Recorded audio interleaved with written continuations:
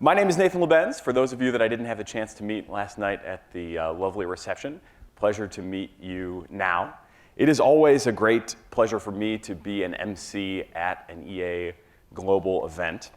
And I really could not be more excited to be here on campus at Harvard University this weekend. I was actually an undergrad here myself a number of years ago, just a few years ago. And it was actually, believe it or not, in this very lecture hall in Science Center D that I had my intro to molecular biology. And it was a great course, and it really left an impression on me that the future was going to be quite different from the past.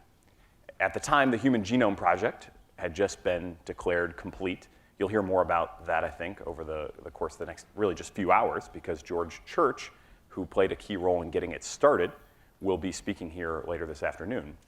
But so the Human Genome Project had just been completed. It took 20 years. And in the course of the semester, the SARS virus was blowing up and breaking out around the world.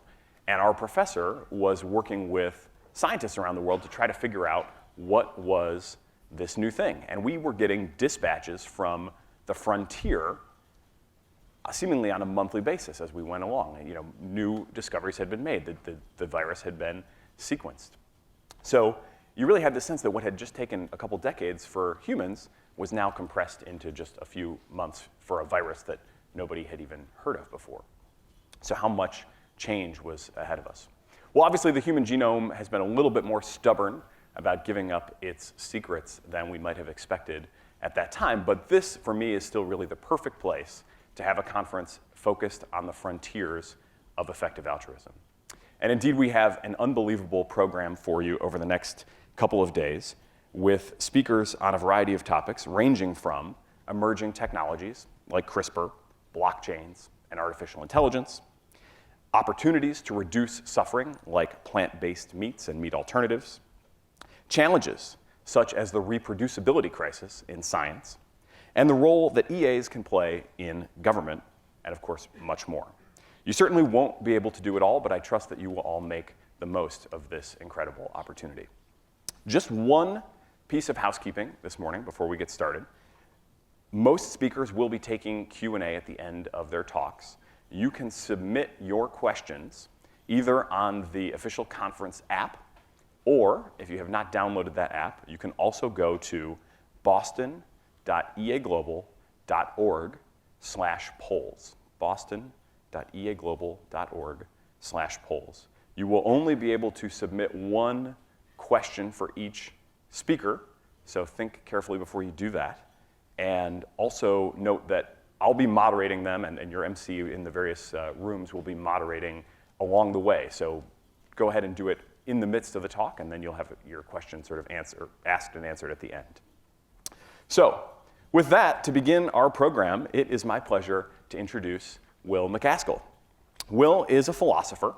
He studied philosophy as an undergraduate at Cambridge and later earned a PhD at Oxford, where he became the youngest tenured philosophy professor in the world. Unusually, though, among philosophers, and this is what really distinguishes Will in my mind, is that he is a person of action. He is really committed to making a difference in the world through his individual decisions and also by leading and inspiring others. In 2009, to that end, he co-founded Giving What We Can, which has helped direct millions of pounds to effective charities around the world. In 2011, he also co-founded 80,000 Hours, a career consulting organization that advises talented young people on the career paths that can create the most positive impact on the world while also keeping in mind each person's unique goals and values. 80,000 Hours, by the way, will have workshops here in room 109 both today and tomorrow, so you can check that out and get some career advising for yourselves. Will is admired by many for his personal commitment to donating the majority of his income throughout his life to charity. He is the CEO of the Center for Effective Altruism, which is sponsoring today's event, and he is here to speak about the EA Year in Review, give you some notes on the conference, and also to make a special announcement. Please join me in welcoming, to kick off the conference, Professor Will McAskill. Thank you.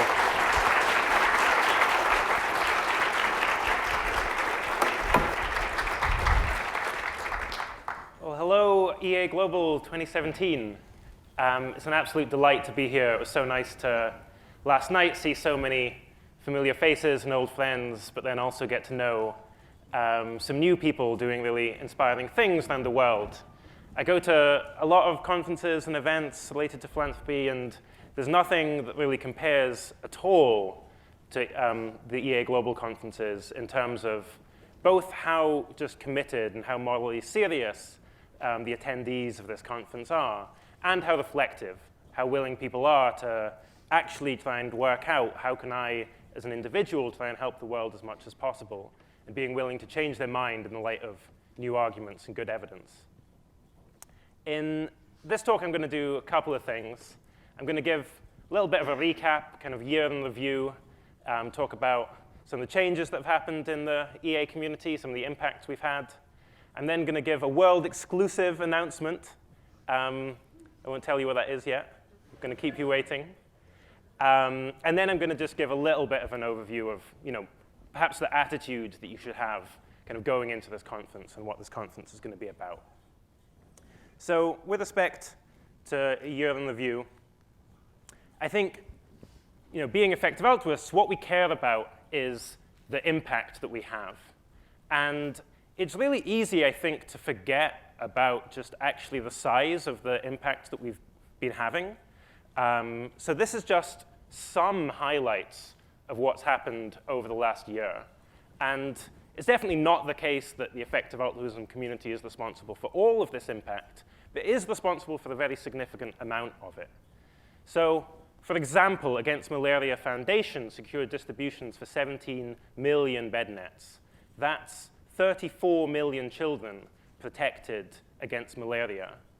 Again, it's very hard to appreciate numbers of this size, but that's the equivalent of the entire population of Malawi, Zimbabwe, Botswana, and Namibia. And that's just 1 year. And I mean, again, in terms of thinking about the numbers and the impact of that, I think about, well, what if my niece or my nephew was at risk of malaria? Think how kind of important it would be to me for them to be protected against that disease. And then think, and that's pretty great. That's pretty big, important thing that I would think in my own life, and certainly in theirs. And then multiply that 34 million times over. And that's actually what's happened over the last year. Secondly, within the animal welfare space, corporate cage-free egg campaigns have just been unbelievably successful, with most of the largest restaurants and fast food companies agreeing to move to cage-free rather than caged hens. And that is, again, vast in terms of the impact on reducing suffering. That's sparing 225 million hens from cages over the course of just 1 year, and that will happen every year. And this is really unprecedented in the history of animal activism, to have wins on this size. And it seems to me that this is what moral progress looks like. This is what it looks like to be the beginning of the end of factory farming. And again, through the work of the people at organizations running these campaigns, many of whom consider themselves part of the effective altruism community, and through funding from places like Open Philanthropy, that's what's causing this to happen. And then finally, within the issue of radical new technology, for many years, people within this community were talking about concerns for safe development of artificial intelligence, and many people thought they were complete wackos. But now things are very different. Now this is becoming like a mainstream, very respectable concern. So at the recent Asilomar conference on beneficial AI, it was just absolutely part of the kind of common sense attitude towards the ethics of development of this technology that you would think about the control problem and about safety concerns. And even people who were skeptical that this was really a big issue would still say, of course, this is an important thing. This is something that we should be, at least some people should be taking very seriously. And that, I think, makes the world feel to me like quite a lot safer than it was before. With respect to organizational updates then, tons has been going on. I think it's really hard for me to be comprehensive.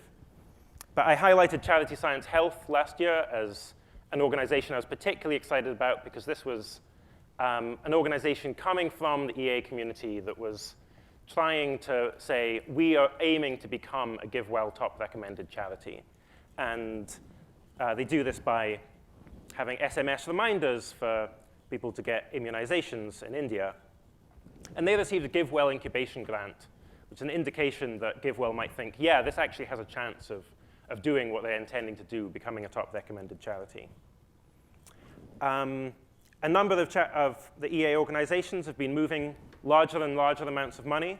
So Life You Can Save estimated it's moved $2.7 million to effective global poverty charities. Founders Pledge, which gets startup founders to pledge at least 2% of their equity, has moved, I think, over $130 million, or raised in pledges over $130 million over the last year, and moved about $1.4 million to effective charities. Raising for Effective Giving also raised over $1.4 million. Animal Charity Evaluators moved about $3.4 million to its top recommended charities within the animal welfare space. So again, just year on year, we seem to be getting more and more money going to these very most effective organizations, which is really exciting. Other kind of updates in terms of organizational changes. Impact rebranded as Rethinking Charity, which incorporates the local effective altruism network and Students for High Impact Charity. Sentience Politics, which was run by the Effective Altruism Foundation in Berlin, has kind of branched off and become its own thing. Sentience Institute, which does animal advocacy research. And the Oxford University Academic Institute for Effective Altruism, which I'm helping to set up, has come into existence, taking its first staff member at least, and has kind of regular seminar series. And the hope is that that can really get going as of October this year. And that would be trying to make research into effective altruism much more mainstream within academia, especially within philosophy and economics. In terms of some of the major organizations, Center for Effective Altruism increased again its number of pledges, now getting close to 3,000 people who've taken a 10% pledge to give, and who collectively have made $1.4 billion of lifetime pledge donations. We went through Y Combinator, which was a pretty exhilarating experience. It's kind of nice to be in a program where you regularly feel like the least competent person in the room. And that was definitely the experience at least I had there. And we also launched the EA Funds, which was a way of trying to enable people in the effective altruism community to give super effectively, to cause, especially to cause areas outside of global poverty where, and animal welfare, where there are existing kind of charity evaluators. But that isn't the same within long-run future-focused philanthropy or effective altruism community building. 80,000 Hours had an absolutely huge year. I think its best ever year, I would say. Launched the 80,000 Hours paperback. Got over 1.3 million readers on its site. I think that's 3x growth from last year. And actually grew 10 times in terms of its leading metric, going up to 1,000 significant plan changes. This amazing growth is correlated very closely with the time when I was less involved. So maybe that's like how I can have most impact in the world, is by keeping my big nose out of it. GiveWell, again, just doing outstanding work, added 3 new top recommended charities to its list, the End Fund, Malaria Consortium, and Sightsavers, and moved what it estimates to be about $90 million to its top charities. With GiveWell, an increasingly important part of its work is providing incubation grants, where rather than trying to find existing nonprofits that it thinks could be even more cost-effective than Against Malaria Foundation, it's trying to say, OK, well, maybe there are ones that are not there yet, but they're embryonic, and we could give them some funding, and they could potentially become top recommended charities in the future. And it's given those grants to a number of different organizations: New Incentives, No Lean Season, Charity Science Health, IDEA Insight, Salts for Development, and innovations for poverty action. And so hopefully through these grants in the coming years, we're going to get even more cost-effective organizations that we can fund within global health and development. But then in terms of the organization, I think I'm going to focus on most, and I think is most important in terms of updates, because often I think people don't appreciate just how much is going on there, is the Open Philanthropy Project. So over the last year, it gave over $180 million in grants, over 100 separate grants in the last 12 months. And notably has been moving more and more into cause areas outside of global health and development, especially factory farming and global catastrophic risks. And you can see this from the most major grants. So it did include top recommended charities you'll be familiar with, like AMF and Schistosomiasis Control Initiative, but also more speculative scientific research, such as Target Malaria, which is developing work on CRISPR, which has the potential to eradicate malaria that we can learn more about today.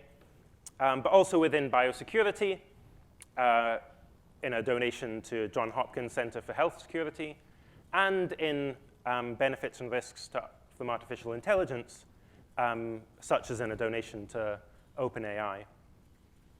And you can see this as well. This is me collated the funding that they've given in different kind of cause areas. And so, of course, global health and development is still a really significant part of what they're doing. But it now accounts for about a third of their spending. So it's these other areas that are ramping up a lot more. And that's really important strategically, I think, for the effective altruism community. So effective altruism, historically has been very associated with charity, moving money, and especially within global health and development, I think that's still true. Against Malaria Foundation, other GiveWell top charities, they still have very large funding gaps, ways that we could still use money extremely well. But these other areas like farm animal welfare and global catastrophic risks, they're still very nascent. Part of the reason why they're such effective opportunities to change the world is because the fields are currently very small. But now we've got this very large funder coming in and just wanting to fund the most effective things in these areas. And that means to a significant extent, the bottleneck is going to be capacity of the organizations that are doing really great work and existence of just really high-performing organizations. And that's a capacity, that's the bottleneck more than simply funding. And that means we need to think a little bit differently in these areas than perhaps we would in the area of global health and development. And it's for this reason that I can move on to my world-exclusive announcement. I'm worried I'm building it up a little bit too much, and you're going to be really disappointed now. But this is what's going on partly in our thinking, where we want to start being able to build more capacity. And so we're launching a scheme that we call Effective Altruism Grants. For those of you who remember the Effective Altruism Ventures, it has some similarity with that. But the key idea is it's just a way of using money to fund individuals rather than organizations to go on and do great things. Where that might mean that they've got a startup project that they need seed funding for, whether that means they want to move full-time into organizing for local effective altruism groups, whether that means they want to transition from one career to another, whether that means they need to undergo some sort of training like fellowship or postgraduate work. In principle, we're open to funding any project or activity. The idea is just that within the money that we can use to fund this stuff, it's going to be one of the best, it has to just be the best use of money out of the pot that we have. And we're willing to spend up to about £100,000 per person here. We expect most grants might be a lot smaller than that. But if people have more major projects, then we would be happy to fund up to that amount. And the key idea is just we don't want people to be unable to pursue what they think is the highest impact path because of kind of funding constraints or because of maybe fear about plans not working out and therefore not being able to sustain themselves. And I think this is going to accomplish a few things. So one is obviously just the direct benefit of funding great projects. A second is this hope to build capacity where perhaps we can get other projects off the ground that can then be funded at a more substantial scale by organizations like the Open Philanthropy Project. Hopefully it's going to provide opportunities for people who aren't from as financially secure backgrounds to take more risky paths with respect to their careers, because it can give people a little bit of a buffer if they are transitioning from different career paths. And then also we're hoping it increases the diversity of approaches in effective altruism. I mean, one of the things that's been really striking from my perspective is over the last few years how much convergence there's been from Center for Effective Altruism, 80,000 Hours on one hand, and GiveWell and Open Philanthropy Project on the other, where when I launched Giving What We Can, the conversations I would have with Holden were not necessarily the most civil. We disagreed on like an awful lot, whereas there's been a lot more convergence. And that's obviously great. It's hopefully a sign that we're just getting to the right answers and updating our views. But you also have risks as well. Like, we don't want EA to be a monolith. We want there to be many different people pursuing many different lines of approach with respect to making the world better. And that would benefit in terms of getting information that others can then incorporate into their plans. So there's a bunch of ways that we can potentially use this. So, for example, if you are transitioning from one career to another, if you're taking an unpaid internship or graduate study, pursuing research, again, I would just love to see more ideas coming out of effective altruism. This has been the key way in which we've added value to the world ultimately is by coming up to ideas that then major organizations like Open Philanthropy have adopted, or doing full-time kind of EA outreach as well. Example of some projects that we'd like to see, especially I think EA outreach in countries that we don't have much of a presence in. From my perspective, China is kind of particularly important. I think China is clearly going to be one of the most influential countries of the 21st century. Got very limited presence there at the moment, but it's going to be incredibly important. And having some of our these ideas and the conversations that effective altruism is about as part of that, I think can only be good for the world. I'd love to see more experimentation among local groups as well. There's this idea that I keep trying to convince people to do of anti-debates, where on university campuses, debating is this really big thing, and I loathe debating. I think it's like this evil institution where you have to stand up and pretend you have views that you don't have, and then use rhetoric in order to make your opponent look dumb, and then win this kind of rhetorical argument. And so the idea of an anti-debate would be that two people who disagree can get, they sit on a stage and then have this conversation where there's a panel of judges that assess them. And if they change their mind in the light of good arguments, you get points. So you win by being the person who changes their mind. Or if you have good arguments, or if clear, or if you're able to represent the other person's point of view very well, that's the way you win this anti-debate, rather than by being able to score kind of cheap rhetorical tricks. So that's just like a personal pet idea of mine, but I think there's many ideas that we could have that local groups could be doing that are putting some of the interesting ideas that float around EA actually into practice. So similarly, the idea of prediction tournaments, you can have working groups that are trying to predict major events over the next year, and perhaps we could subsidize them so you've got real money on the line with respect to putting money behind these predictions.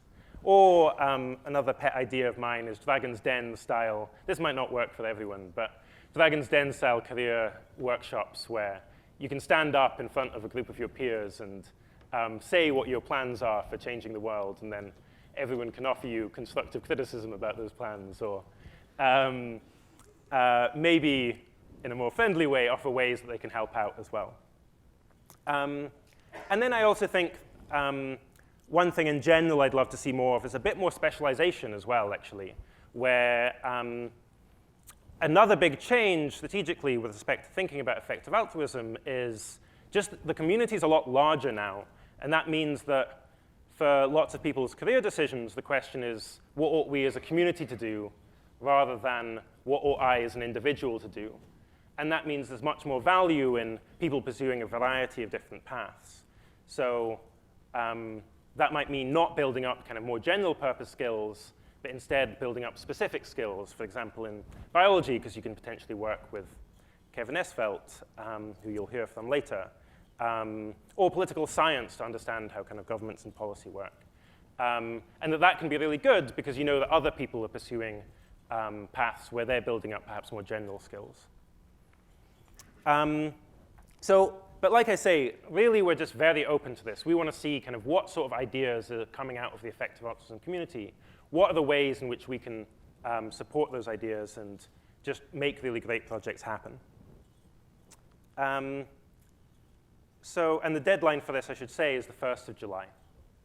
It's kind of tight turnaround time. This time, we're kind of running it on a smaller scale. But this is so that we can hopefully administer some grants in time for the coming academic year. OK, so then briefly, how to use this conference. So this conference is, you don't just shake hands with people, have conversations too. But yeah, this conference is about new frontiers in effective altruism, with a particular focus on policy and government and a particular focus on new technology. And this relates a bit to what I was saying earlier, is that many people kind of outside of the community think of effective altruism as just this approach to charity. It's kind of cool way to do good through your charitable donations a bit better. But I see it as much broader than that. I see effective altruism as consisting of 3 things, really.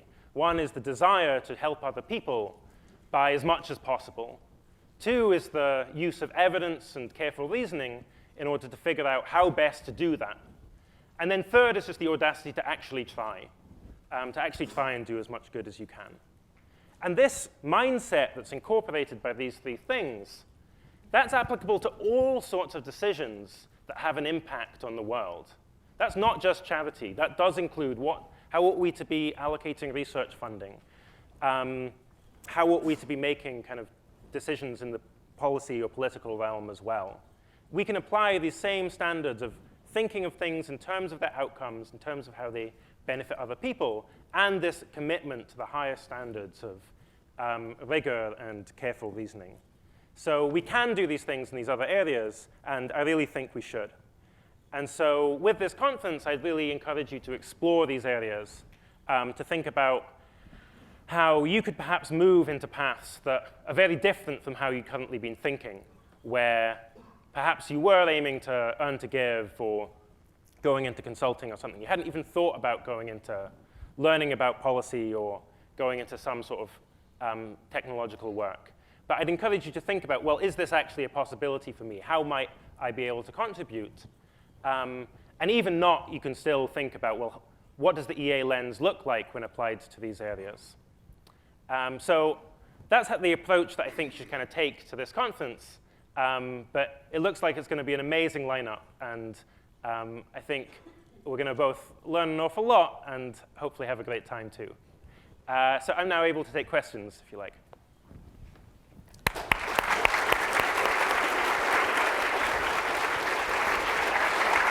Gonna have a seat?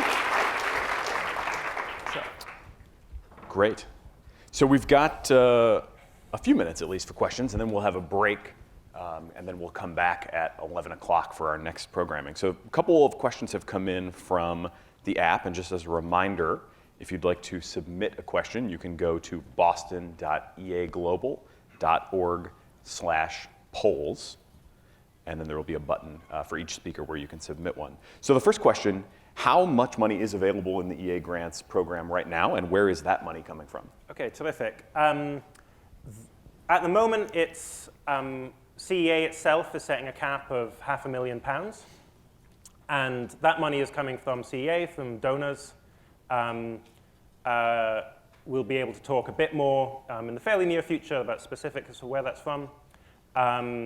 We will also, though, for applications, offer it to people like the EA Community Fund run by Nick Speckstead and the EA Giving Group run by Nick Speckstead, and perhaps some other kind of major donors as well. So depending on how many applicants we get, the amount of funding might be considerably higher than that as well. It's also the case that there might be some things that CEA is just unable to fund as a result of being a not UK-based nonprofit and having certain limitations on that. So again, the fact that we can offer it to other major philanthropists as well means that it might be that funding can happen for good projects even if we're not, as an entity, legally allowed to fund that. But the answer in the first instance is £500,000. Questions are flooding in, so I'll do my best here to pick out some good ones. One that maybe I missed, kind of a clarification question. What does EA grants mean by, quote unquote, buying people out of earning to give? Oh yeah, so I didn't explain that.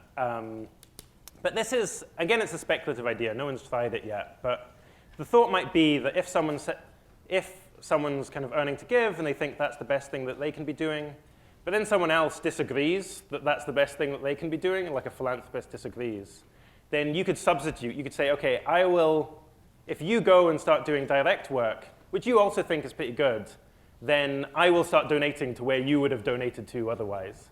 So it's kind of like a moral trade sort of thing. And so if there are people who are in that category, they think, oh, the best thing I think could still be doing is earning to give, but perhaps we or perhaps philanthropists that we can put you in touch with disagree, there might be a kind of arrangement that seems better from both people's perspectives, in virtue of that philanthropist then donating to where that person would have otherwise donated to. Gotcha. What distinctions would you draw between EA and something like impact investing? And somewhat relatedly, is CEA considering any sort of retrospective grants or prizes based on work that people have already done? Oh, terrific. So impact investing, I think of like its own field, like charity or career choice. And so you could have an effective altruist approach to impact investing. In fact, I'd be very excited to see that happen. Impact investing is the idea of investing in for-profit organizations with the aim of doing good rather than just making a profit. It's currently both very much on the mind of many of the richest people. So often when I meet with very successful tech founders and so on in the Bay, they are really thinking about like, how can I do good through impact investing? And then second, it's often very poorly thought about in my view. People make what seem to me very elementary mistakes. They think they can get just as a market return on investments and do good. I think there's good theoretical reasons for thinking that's not possible. They try to do it through investing in secondary markets, like on the stock exchange. I think to a first approximation that does very little indeed. But I think there are ways, potentially, of impact investing, ways that could be very good, especially in early stage companies, and perhaps also through the mean method of what I call mission hedging, where you invest in certain ways that are correlated with your money having more of an impact. So if that investment does very well, then you know you're in a world where your money is going to be able to do more good. So I would love to see an EA approach to impact investment. I know that a bunch of people have been thinking about this a bit, but there's not been a kind of a major project yet. Question about EA grants specifically. Is there sort of, can you give us a little bit more information about what the evaluation process will look like on the applications? And are there any strings attached or requirements, or sort of follow-up evaluations? What's kind of the end of that? Terrific, great question. So yeah, there's just two stages. So one is a fairly thorough kind of application form. You have to answer a number of questions that's going to assess, how committed are you to the idea of trying to make the world as good a place as possible and taking evidence and reason very seriously and figuring out your plans to do that. What are your kind of accomplishments and achievements to date to suggest, like, will you be able to carry out the plans? that you're intending, and then finally just a detailed description of what are these plans, what are you going to use the money for. And then that will be the first round, and then the second will be you'll have 3 separate interviews where you'll kind of get grilled on these plans from 3 different interviewers. Then when you're successful, reporting, it definitely won't be the case that if your plans just don't pan out in the way that you hoped, we're not going to stop giving you funding for that. The point is that this is a kind of hits-based giving approach, and we're hoping to fund some things that are going to be really good rather than everything being like somewhat good. But we will ask for kind of reports probably every quarter, like a form to fill out, and you kind of meet with a mentor to discuss how things are going. And then it's possible if your project was very successful over the period that you applied for, it's possible this could continue into the future as well. This is really exciting. There are a ton of questions coming in. We're probably not going to be able to get, we're certainly not going to be able to get to them all. So office hours is a place where people can follow up. Most speakers will be having office hours. The details of that should be in your program and also on the website. So you can follow up and track Will down there and ask more questions. My office hours are at 11 a.m. in room 110 today, so very soon afterwards. Please do come. If you're interested in this, you have ideas for things you can do, you want clarification, then please do just talk to me. So one helpful questioner answers their own question. What is the website for EA grants? It is effectivealtruism.org/grants. So effectivealtruism.org/grants. Politics is a topic that's obviously on everybody's mind right now in a whole host of ways. Being a more kind of academic, philosophical community, people tend to think about policy choices and that sort of stuff. Do you have any interest, and do you think there is a place for the community in political leadership itself? Mm-hmm. Great question. So yeah, with respect to politics and policy in general, it's both very important. It's like one of the major levers in change in the world. And also like risky for kind of movement to go into. I think it would be very bad if effective altruism became like a partisan like movement in any way, if people associated it with one political party, for example. But you can definitely do kind of policy and without having to be partisan. It's like certainly possible. Especially lots of the things we care about, like global catastrophic risks, just don't naturally fit into any existing party lines. But then with respect to leadership, I mean, I think at the moment, if you tried to become, a public politician on like an EA platform, you would lose, and lose pretty hard. Especially if you're saying, well, I think we should assess immigration policy and how it affects everybody, not just the, maybe it's going to make our country worse off, but it'd be better for other people. That's just, it's not going to fly, I don't think. But as for whether EAs themselves should be going into politics, yeah, absolutely. I think we've had some amazing success stories already of people with an effective altruist mindset working within government and really being able to affect huge change. It's a shame because it's normally not as public what you can talk about, but some of the biggest pieces of impact, I think, from the effective altruism community have come through people in government. And it's also something that's pretty underexplored. So again, one thing that's really on my mind is getting more value of information from people pursuing a variety of different paths. And that's why, definitely excited by people learning more about actually how the political world works and what the clash is like between the effective altruist way of doing things and the reality of making things happen within the world of politics. We'll have a couple of speakers here in Science Center D tomorrow on that topic, one from sort of the administrative agency side and also the, as far as I know, the only known effective altruists who have been elected to any sort of office. So we're just out of time. Already we're down to a 10-minute break, so thank you all for staying a little extra. Let's have another round of applause for Will McAskill.